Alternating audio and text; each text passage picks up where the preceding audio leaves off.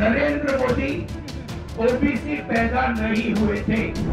आप सब लोगों का भयंकर बेवकूफ बनाया जा रहा है। नरेंद्र मोदी जी ओबीसी नहीं पैदा हुए थे। नरेंद्र मोदी जी टेलीकास्ट के गुजरात में व्यक्ति पैदा हुए थे। उनको, उनकी कम्युनिटी को बीजेपी ने 2000 में ओबीसी बनाया। आपके प्रधानमंत्री ओबीसी नहीं पैदा हुए, आपके प्रधानमंत्री जनरल कास्ट पैदा हुए। मुझे बर्थ सर्टिफिकेट की कोई जरूरत नहीं है। पता मैं कैसे जानता हूं कि आपके प्रधानमंत्री ओबीसी पैदा नहीं हुए। वो किसी ओबीसी से गले नहीं मिलते। वो किसी किसान का ऐसे हाथ नहीं पकड़ते, वो किसी मजदूर का हाथ नहीं पकड़ते, वो सिर्फ अदानी जी का हाथ पकड़ते हैं। और ये पूरी जिंदगी में जाति जनगणना नहीं करेगा, क्योंकि ये आपके प्रधानमंत्री पूरे देश से झूठ बोल रहे हैं। ये ओबीसी नहीं पैदा हुए, ये जनरल कास्ट के आदमी है। ये ओबीसी जाति जनगणना कभी नहीं करने देगा। कहते हैं ओबीसी वर्ग को भागीदारी की क्या जरूरत, मैं ओबीसी हूं। सबसे पहले मैं आपको बताना चाहता हूं, नरेंद्र मोदी ओबीसी पैदा नहीं हुए थे। फिर से सुनो, नरेंद्र मोदी जी टेलीकास्ट, सुनो भैया, मैं बहुत गहरी बात बोल रहा हूं। आपका लोगों का, आप सब लोगों का भयंकर बेवकूफ बनाया जा रहा है। सुनो सुनो सुनो, मैं जो बोल रहा हूं, नारे बंद करो। आप लोगों का भयंकर बेवकूफ बनाया जा रहा है। नरेंद्र मोदी जी ओबीसी नहीं पैदा हुए थे। नरेंद्र मोदी जी टेलीकास्ट के गुजरात में व्यक्ति पैदा हुए थे। उनको, उनकी कम्युनिटी को बीजेपी ने 2000 में ओबीसी बनाया। आपके प्रधानमंत्री ओबीसी नहीं पैदा हुए, आपके प्रधानमंत्री जनरल कास्ट पैदा हुए। और ये पूरी दुनिया में झूठ बोल रहा है कि मैं ओबीसी पैदा हुआ। पता मैं कैसे जानता हूं, पता है मैं कैसे जानता हूं। सुनो, मुझे बर्थ सर्टिफिकेट की कोई जरूरत नहीं है। पता मैं कैसे जानता हूं कि आपके प्रधानमंत्री ओबीसी पैदा नहीं हुए। वो किसी ओबीसी से गले नहीं मिलते, वो किसी किसान का ऐसे हाथ नहीं पकड़ते, वो किसी मजदूर का हाथ नहीं पकड़ते, वो सिर्फ अदानी जी का हाथ पकड़ते हैं। और ये पूरी जिंदगी में जाति जनगणना नहीं करेगा, क्योंकि ये आपके प्रधानमंत्री पूरे देश से झूठ बोल रहे हैं। ये ओबीसी नहीं पैदा हुए, ये जनरल कास्ट के आदमी है। ये ओबीसी जाति जनगणना कभी नहीं करने देगा। लिख के ले लो, जाति जनगणना का काम कांग्रेस पार्टी और राहुल गांधी करके दिखाएगा। आप देखो, अब देखना, मैंने जाति जनगणना की बात की, सामाजिक न्याय की बात की। नरेंद्र मोदी जी ने भाषण दिया, कहते हैं भाइयों और बहनों, इस देश में सिर्फ 2 जातें हैं, एक अमीर है, एक गरीब है। अच्छा भैया, अगर 2 ही जाते हैं तो आप कौन सी जात के हो? आप गरीब तो नहीं हो, आप 24 घंटा नया सूट पहनते हो, करोड़ों रुपए का सूट पहनते हो, आप कहां के गरीब? और अगर 2 ही जात है तो आप ओबीसी कहां के बन गए? भैया भैया, सुबह एक नई ड्रेस आती है, उसके बाद दोपहर में अलग, शाम को अलग।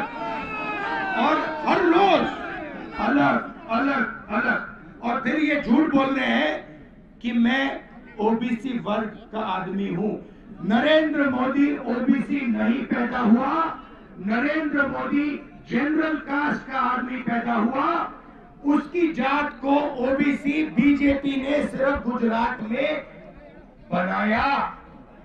ये 24 घंटा हिंदुस्तान के पिछड़े लोगों से झूठ बोल रहे हैं, पता लगा लीजिए। मेरे फोन पे, मैं 1 सेकंड में बता देता हूं आपको, मेरे फोन पे लिखा है, सुनो, मोदी जी मोद घांची जात के हैं, मोद घांची कास्ट के हैं। इनको गुजरात सरकार ने 2000 में ओबीसी घोषित किया था। आपके प्रधानमंत्री ओबीसी कास्ट के नहीं थे, वो जनरल कास्ट के आदमी हैं और वो देश के हर पिछड़े वर्ग के व्यक्ति का बेवकूफ बनाने के लिए प्रधानमंत्री बनाए गए हैं। ले लो सच्चाई, सुन लो। कल मेरा उड़ीसा में एक प्रेस कॉन्फ्रेंस हुआ था, वो आप लोगों ने देखा? तो उसमें बड़ी इंटरेस्टिंग बात हुई। एक पत्रकार ने मुझसे सवाल पूछा, भैया ये एम्बुलेंस को निकलने दीजिए प्लीज, भैया चाय बनाइए, शाबाश, अलंकार सामने से हटो, भैया ध्यान बनाइए, जल्दी जल्दी जल्दी, शाबाश। आपको ठीक है,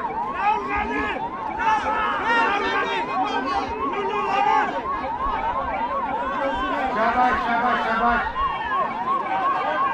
भैया इधर आ जाओ, निकल जाओ, अब जाओगे, शाबाश।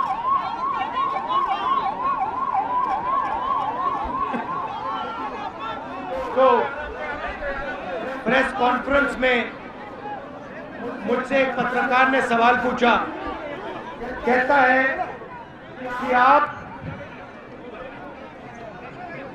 जाति जनगणना की बात कर रहे हो, कास्ट सेंसस की बात कर रहे हो, और फिर उसी समय आप भारत छोड़ो की बात कर रहे हो। तो मैंने उनसे एक सवाल पूछा, सबसे पहले आप लोग जानते हो कि इस देश में आदिवासी कितने हैं?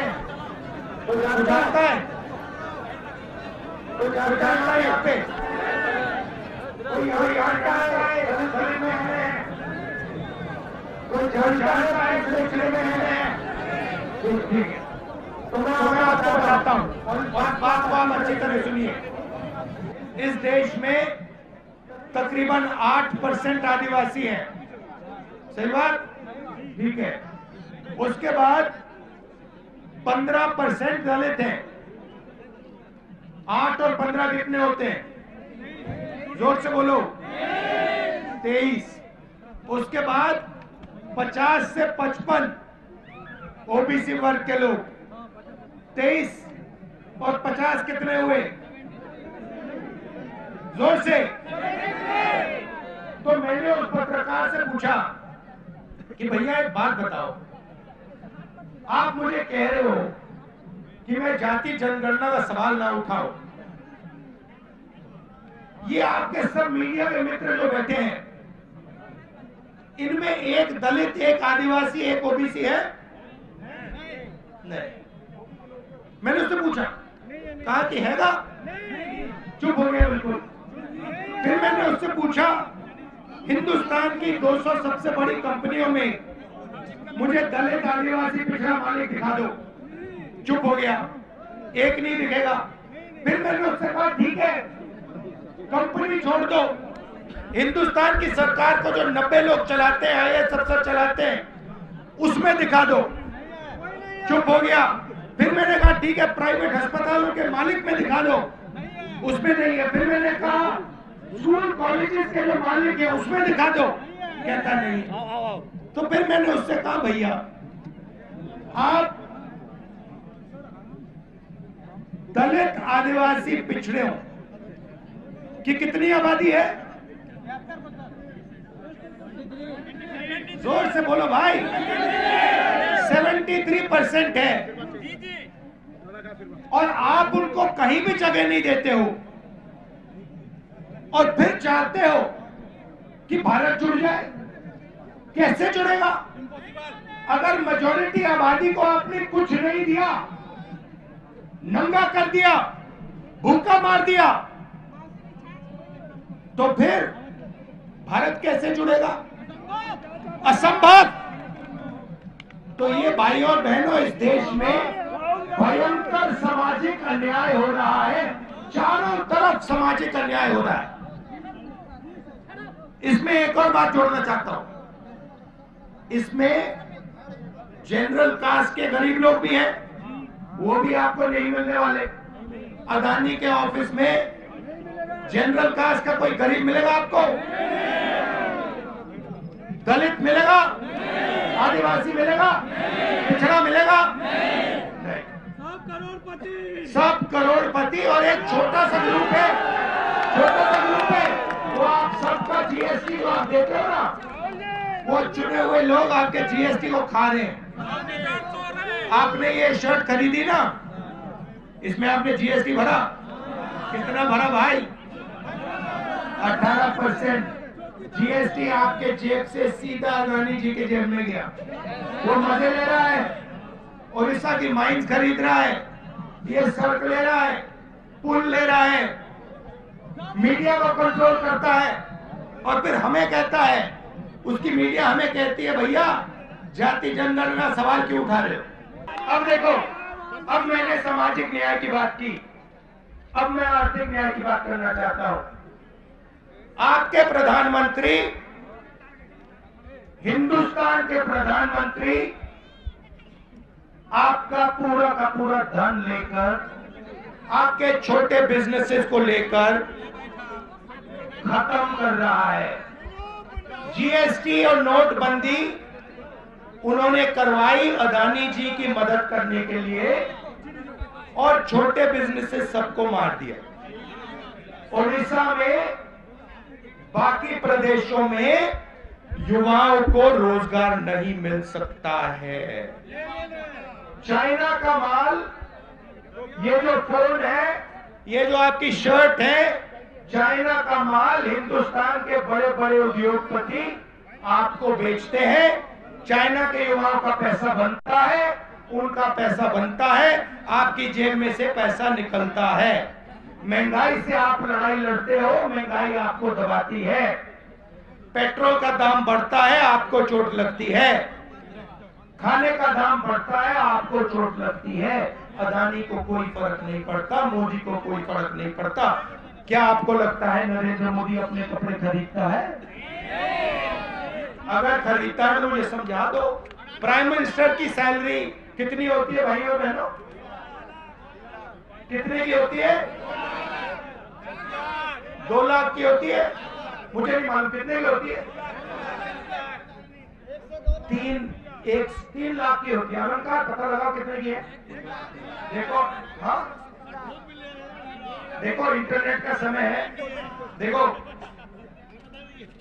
प्रधानमंत्री को नहीं भाई, प्रधानमंत्री को 1,60,000 रुपए प्रति महीना सैलरी मिलती है भाई और बहनों।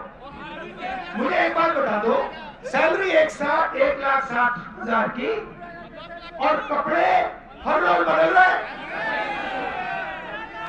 3 कपड़े हर रोज बदल रहे हैं। एक कपड़ा मतलब 2-3 लाख रुपए का है, कहां से आ रहे हैं?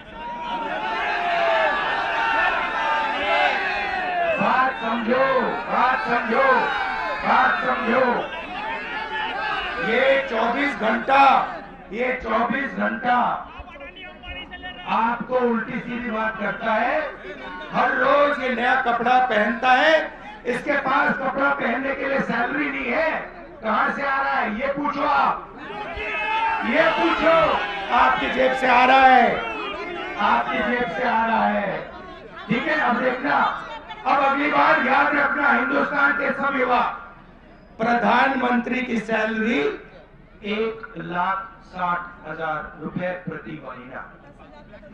सुबह उसको देखो, एक सूट पहनेगा 2-3 लाख का, फिर शाम को देखो दूसरा सूट पहनेगा, शॉल पहनेगा 4-5 लाख का, तीसरा लंच के टाइम देखो उसको नया सूट पहनेगा, जूते पहनेगा 3-4 लाख, मतलब 7-8 लाख रुपए दिन के। 7-8 लाख रुपए दिन के हो गए तो महीने के कितने हुए? तो ये जो 1,60,000 की सैलरी पे चल रहा है और महीने में 2-3 करोड़ रुपए के सूट पहन रहा है, इसका पैसा कहां से आ रहा है?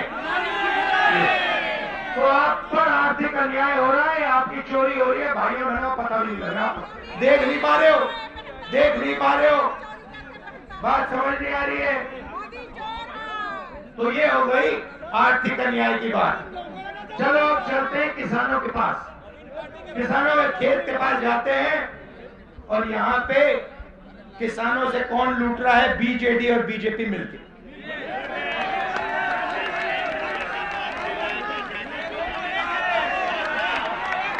बीजेपी, बीजेडी, बीजेपी और बीजेडी मतलब पी और डी फर्क है, बाकी एक ही है। बीजेपी, बीजेडी, डी और पी फर्क है, दोनों साथी है, पार्टनरशिप चल रही है। और ये क्या कर रहे हैं मैं आपको बता देता हूं साफ। ये यहाँ पे उड़ीसा में इनकी साजिश है, ये आदिवासियों की जमीन चोरी करने में लगे हुए हैं। ये इन्होंने ड्रोन लगा रखे हैं। यहाँ पे जो आदिवासी भाई हैं, गरीब लोग हैं, किसान हैं, आप समझ लो बात। आपको थोड़ी देर बाद ड्रोन दिखेगा हवा में। भैया ड्रोन है यहाँ पे? देखो ड्रोन नहीं, कुछ देर बाद आपको ड्रोन दिखेगा। ड्रोन क्या करेगा? ड्रोन पता लगाएगा। देखो ये देखो, ये देखो, ड्रोन देखने आया था कि भैया यहाँ पे आदिवासियों की जमीन कहाँ है, वो पता लगाएगा। और फिर जहां भी आदिवासियों के गांव में ग्राम सभा की जमीन है, उसको ड्रोन सीधा अंबानी को, अदानी को बताएगा कि भैया देखो उड़ीसा में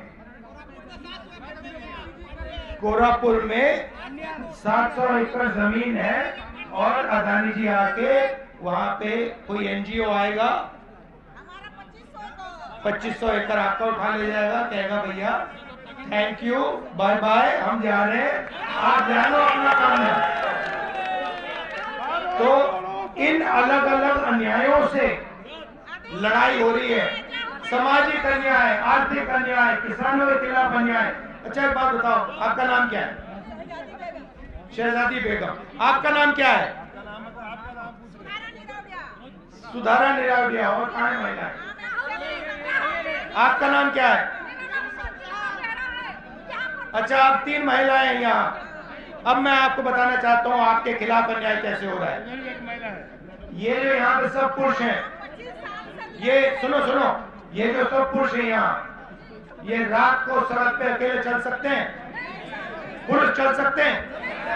पुरुष क्यों नहीं चल सकते हैं? महिला चल सकती है? ये आपके साथ अन्याय हो रहा है। आपको रोज डराया जाता है, दबाया जाता है। तो महिलाओं के खिलाफ इस जो समाज जो अन्याय हो रहा है उससे हम लड़ रहे हैं।